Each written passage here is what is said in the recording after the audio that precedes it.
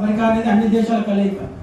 ఒకళ్ళు రష్యన్ వాళ్ళు ఉండొచ్చు, అక్కడ ఉక్రెయిన్ వాళ్ళు ఉండొచ్చు, అక్కడ ఆఫ్రికన్ వాళ్ళు ఉండొచ్చు. అందరూ కూడా మాకు కలిసి అందరం కలిసి నృత్యం చేసేవాళ్ళు, అందరం కలిసి మేము ప్రసాదం తీసుకునే వాళ్ళం, వాళ్ళ ఇంటికి మమ్మల్ని ఆహ్వానించేవాళ్ళు.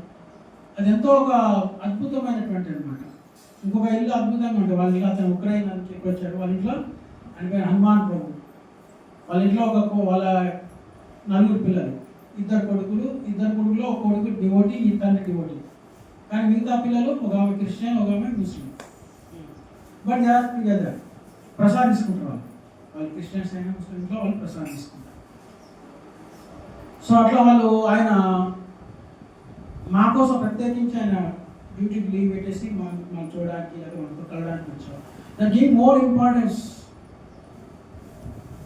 భక్తులకి మనకి విలువ తెలియాలంటే మనం బయటికి పోవాలి. మన భక్తులు మా దగ్గర నుంచి విలువ. బట్ అక్కడికి పోతే మాకు చాలా తెలిసింది ఎంత ఇండియన్ భక్తులు అంటే వాళ్ళు ఎంతగా వాళ్ళు ఆప్యాయతగా పలకరిస్తారు.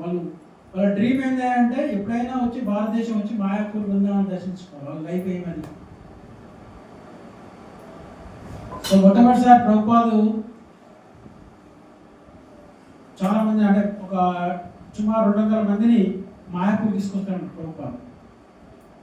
వాళ్ళందరూ కూడా ఎంతో ఎగ్జైటీగా ఉంటారు అనమాట. ఇప్పుడు భారతదేశంలో ఫ్లైట్ ఫస్ట్ ఢిల్లీకి వస్తుంది, ఢిల్లీ నుంచి మళ్ళీ స్పెషల్ ఫ్లైట్ కలకట్టా అన్నమాట. అప్పుడు గవర్నర్, ముఖ్యమంత్రి అందరూ కూడా వాళ్ళ భక్తుల్ని చూడడానికి వస్తారన్నమాట. అంటే ప్రభుపాదు చేసినటువంటి ఘనకార్యం చూడండి, ఎంత వెరీ గ్రేట్ అచీవ్మెంట్ అనమాట. ఆ భక్తులు వాళ్ళ భారతదేశం అంతా దిగుతారన్నమాట. క్యాంప్ ఎక్కడ పోయినా వాళ్ళకు అద్భుతమైన స్వాగతం అన్నమాట. ఎందుకంటే అక్కడ జనాలను చూసి వీళ్ళంతా తెల్లగా ఉన్నారు, మంచి యంగ్ పీపుల్, మంచి కీర్తన అద్భుతంగా చేస్తారు చూసి అందరూ వేల మంది వచ్చారనమాట. సూరత్లో అయితే వాళ్ళు ఒక కొన్ని కిలోమీటర్ల వరకు వాళ్ళు పూల మీద నడిచారు. వాళ్ళు కొంతమంది ఆ మెమరీస్ వాళ్ళు చెప్తూ వాళ్ళు ఎంత ఆనందపడుతుంటే భక్తికి భారతదేశంలో ఇంత ఇంపార్టెన్స్ ఉంది. వాళ్ళు అదే హిప్పీగా ఉంటే వాళ్ళకి ఆనందం దొరికేది కాదు. మామూలుగా మీరు భక్తులు కాకుండా ఉంటే మీకు ఈ ఆనందం దొరకదు. సో ఆ భక్తులు ఉన్నటువంటి మాధుర్యం ఎప్పుడైతే మనకి ఇవన్నీ కూడా ఎలా భక్తుల సాంగత్యం ద్వారా, భక్తుల సేవ చేయడం ద్వారా దొరుకుతుంది. సో అందుకనే మీరు ఈ యొక్క నియమాలు తప్పకుండా పాటించాలి. ఏంటి నియమాలు చెప్పండి, గుర్తున్నాయి? ఇప్పుడు మనం చెప్పుకున్నట్టు అది కాదు, ఇప్పుడు మనం చర్చించుకునే క్లాస్లో చర్చించుకునే కృష్ణుడు ఏమన్నాడు? నా సేవ చేసేవాడు భక్తుడు కాదు, నా భక్తుల సేవ చేసేవాడే. శివుడు ఏం చెప్తున్నాడు? కృష్ణుడు సేవించిన, కృష్ణ భక్తులు సేవించడమే. తర్వాత ఇంకా భరతమాల చెప్తున్నాడు, జరభద్ర చెప్పాడు, భక్తుల యొక్క పాదధూళి కనుక మన శిరస్సులో కనుక వేసుకోకపోతే మనము మృత శరీరం అంటున్నాడు. మృత శరీరం సమానం అంటే ఇవన్నీ కూడా గొప్ప వాళ్ళు చెప్తున్నటువంటి. నారదుడు ఏమంటున్నాడు? నారదుడు చెప్పాడు కదా,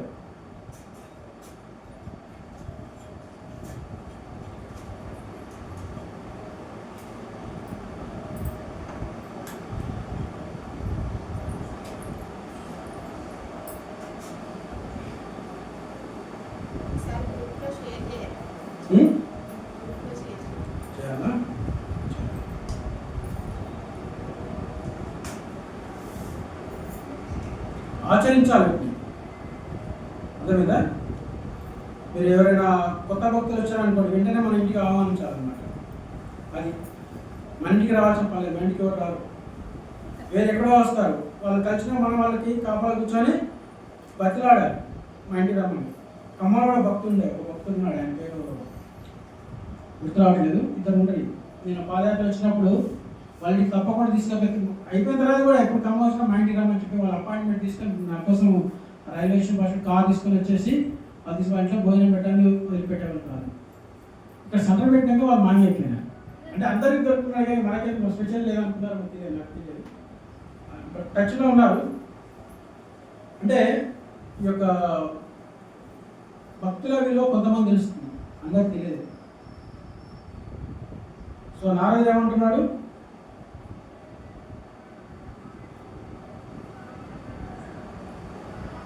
ఎవరైతే బ్రహ్మను ఎవరు దాటగలిగితే, ఎవరైతే భౌతిక బంధాలను విడిచిపెట్టి ఋషులకు సేవ చేసిన వాడే నిస్వార్థపరుడైన వాడే.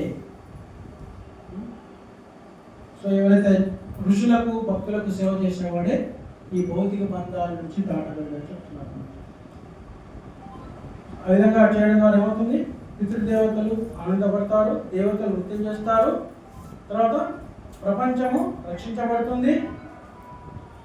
సో ఈ విధంగా శుద్ధ భక్తుల యొక్క సమూహంలో ఉన్నట్టు మనకి ఎలాంటి ఆపదలు కావు. మన యొక్క ఆయుష్ కూడా చాలా అద్భుతంగా ఉంటుంది భక్తుల సంగతిలో. ప్రభుపాదులు కూడా ఆయన యొక్క శరీరం విడిచేటప్పుడు కూడా ఆయన ఎవరు కూడా ఏడవద్దని చెప్పారు అన్నమాట. మీరు ఏడవాలనుకుంటే పై అప్స్టైల్ పోయి ఏడ్చండి, ఇక్కడ మాత్రం కేవలం సంకీర్తన మాత్రమే నాకు చిన్నప్పుడు చెప్తారు అన్నమాట. ఎందుకు బ్రాహ్మణుడు బోర్డు ఎంతమంది మీరు అక్కడ కుంభమేళ చూస్తే వాళ్ళందరూ కూడా వేల మంది లక్షల మంది వస్తారు. అదే కదా ఇప్పుడు అందరికి ఆశ్చర్యం. వాళ్ళు ఏదో వెహికల్స్లో వస్తున్నాడు కనపడదు, ఎట్లా సడన్గా వస్తారు, స్నానం చేస్తారు, మళ్ళీ మాయమైపోతారు. వాళ్ళకి సిద్ధులు ఉంటాయి, మాయమవుతారు. ఇజోల్లెస్ రాజనాథ స్వామి వారు కూడా ఆయన భారతదేశానికి వచ్చిన కొత్తలో ఆయన హిమాలయాల్లో పర్యటించి అమ్మఒడిలోకి ఆయన పుస్తకాలు రాశారు. మీకు ఓపుకుంటే చదవండి, తెలుసా? అమ్మఒడిలోకి ఆయన ఫస్ట్ ఆయన జర్నీ ఎట్లా స్టార్ట్ అయింది అనేది, ఆయన ఒక వాటరింగ్ అంటే ఒక ప్రయాణికుడిగా మామూలు స్నేహితులతో వచ్చి జర్మనీ అలా తిరుగుతూ భారతదేశానికి వచ్చినప్పుడు హిమాలయాలో ఎంటర్ అవుతాడు. అక్కడ అనేక నాగ సాధువులు, రకరకాల సాధువులను కలుస్తాడు. ఆయన అనేక సిద్ధులను చూస్తాడు. కొంతమంది 500 సంవత్సరాలు ఉన్న వాళ్ళు కూడా ఆయన దర్శించుకుంటారు. కొంతమంది అనే ఆ తపస్సు వాళ్ళ శక్తితోటి ఎంతో ఆశీర్వదించి శిష్యులు చేసుకునే ప్రయత్నం చేస్తారు. కానీ ఆయన ప్రభుపాద శిష్యుడు అయ్యారనమాట. ఎందుకంటే అది అప్పుడు అమెరికాలో ఒకసారి ప్రభుపాది ఈ మహారాజ్కి ఒక బుక్ ఇచ్చాడు. సేమ్ ఇదే మహారాజ్ మళ్ళీ ఆయన హిమాలయ తిరుగుతూ బాంబేలో పండగ ప్రోగ్రాంలో మళ్ళీ ఎక్కడో నిలబడితే మళ్ళీ పిలిచేసి మళ్ళీ బుక్ ఇస్తాను, కృష్ణాకి ఇస్తాను అనమాట. సో అట్లా అంటే ద డివైన్ కనెక్షన్ అది ఎవరితోటి ఉంటే చాలా తక్కువ మంది ఉంటాడు అనమాట. ఆయన రాజనాథస్వామి గంగా నదిలో ఒక చిన్న రాయి మీద నెల రోజులు ఆయన హరే కృష్ణ నీళ్ళలో మునిగినప్పుడు హరే కృష్ణ మంత్రం వినిపిస్తుంది. అది డివైన్ అట్రాక్షన్ అనమాట. మేము కూడా పాదయాత్ర చేసి నల్గొండ తిరుగుతుంది. నెక్స్ట్ విలేజ్ ఇంకొక 10 కిలోమీటర్స్ ఉంటుంది అనమాట. ఆ ఊరికి వెళ్ళినాం. అక్కడ ఒక మాతాజీ మమ్మల్ని రిసీవ్ చేసుకొని చాలా ఆనందపడుతూ మాకు అన్ని సౌకర్యం ఇస్తుంది. ఏంటని అడిగిన, నాకు 4 రోజుల నుంచి హరే కృష్ణ మంత్రం వినిపిస్తుంది చెప్పినాను. అది నాకు ఆశ్చర్యం ఇస్తుంది. అంటే వాళ్ళకి డివైన్ వాళ్ళకి తెలిసిపోతుంది అనమాట. వాళ్ళ భర్త కానిస్టేబుల్ ఎస్ఐ ఆయన పెద్ద భక్తుడు కాదు, ఆ మాత్రం చాలా భక్తులు అనమాట. సో మాకు వాళ్ళ ఇంట్లో ఆశ్రయం ఇచ్చారు, చాలా సేవలు చేశారు. అది తెలియదు భగవంతుడు ఎవరెవరికి ఎలా ప్రేరేపిస్తారో, ఎలా జరుగుతుందో తెలియదు. అది ఆ డివైన్ కనెక్షన్ భగవంతుడు వాళ్ళ దగ్గర తీసుకుంటాడు అనమాట. మేము ఇంకొక చోట దగ్గర వెళ్ళినప్పుడు ఒక ముసలాయన ఆయన సాయంత్రం రథయాత్ర అయితే వాళ్ళు వేరే ఊరికి వెళ్ళొచ్చాం. నెక్స్ట్ డే వేరే ఊరికి వెళ్ళిపోయాం. వెళ్ళిపోయిన పొద్దున్నే మార్నింగ్ 4 o'clock ముసలాయన ఇచ్చాడు అనమాట. వచ్చేసి మంగళారతికి విన్నాడు. తర్వాత మామూలు మార్నింగ్ కార్యక్రమం అవన్నీ చేస్తాం ఈ పాదయాత్రలో కూడా. అవన్నీ చేసిన తర్వాత గురు పూజ అయిపోయింది, ప్రసాదం తింటున్నాం. తిన్న టైంకి ఆయనకు ప్రసాదం పెట్టాం.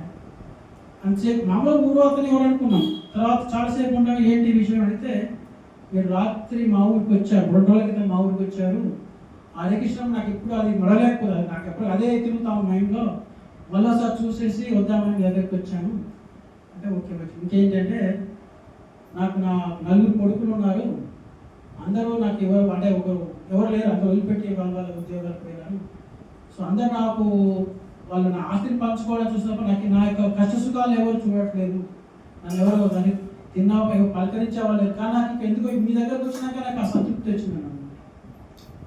ఎప్పుడైతే భగవంతుని యొక్క కవిత నాకు ఎందుకో నాకు ఆ సంతృప్తి వచ్చి భగవంతుడు ఉన్నాడు, నన్ను రక్షించేవాడు భగవంతుడు అనే విషయం తెలుసు అంటే నాకు అర్థమైందని చెప్పాను. అట్లా ఆ భగవంతుని యొక్క ఇన్స్పిరేషన్ ఎవరెవరికి ఎలా ఉంటుందో తెలియదు. చాలా సంఘటనలు చాలా జరిగినాయి. భగవంతుని యొక్క ఇన్స్పిరేషన్ ఎట్లా ఉంటుంది అనేది అది వెరీ ఫ్యూ పీపుల్ అంటే నాకు లక్షలలో బహుళాంజన్మనామంతే జ్ఞానవాన్ ప్రవర్తిత వాసుదేవ సర్వస మహాత్మ సుదుర్లభ. అట్లా ఎన్నో జన్మలు ఎత్తే కానీ మీరు కృష్ణ వాణి వినడానికి కానీ భగవంతు సేవ చేయడానికి కానీ అవకాశం లేదు. దీన్ని మనం ఇంకా సానబెట్టి ఇంకా ముందుకు వెళ్ళడానికి ప్రయత్నం చేయాలి తప్ప ఏదో మనకి మంచి దీక్ష తీసుకున్నాము, ఇంకా ఏదో మంచి ప్రసాదం తీసుకుంటున్నాము అని తెలిసినట్టు అది సాటిస్ఫాక్షన్ కాదు. ఇంకా చాలా సేవ చేయాలి. ముఖ్యంగా భక్తుల సేవ. ఈరోజు మీకు టాపిక్ ఏంటంటే భక్తుల సేవ చేయడం ద్వారా మనకు కలిగేటువంటి లాభం. సో మన కోసం భక్తులు కూడా ప్రార్థిస్తారు. మన ఇబ్బందులు ఉన్నా కూడా, మనకి ఏమైనా ప్రాబ్లమ్స్ ఉన్నా కూడా, సో ఆ భక్తుల ఆశీర్వాదంతో మనకి ఆ ప్రాబ్లమ్స్ తొలగిపోతాయి. సో భౌతికంగా వచ్చేటువంటి సుఖ దుఃఖాలు, లాభ నష్టాలతో మన పెద్దగా ఎప్పుడు కూడా బెదరకూడదు, చెదరకూడదు. మనకి ఎప్పుడైనా ఇబ్బంది అయితే శుద్ధ భక్తుల దగ్గరికి వెళ్ళి మనకి కావాల్సిన సలహాలు అడగవచ్చు. వాళ్ళు ఎప్పుడు కూడా మనకి మంచి సూచనలు చేస్తారు శుద్ధ భక్తులు ఎప్పుడు కూడా. కాబట్టి వాళ్ళ యొక్క సలహాలు పాటిస్తూ భక్తి జీవితంలో ముందుకు వెళ్ళాలి. హరే కృష్ణ. ప్రశ్నలు ఎవరికైనా?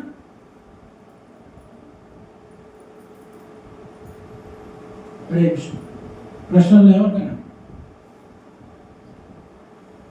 చాలా తర్వాత చదివారు ఇక్కడ. ఎక్కడ అవునా? ఈ అబ్బాయి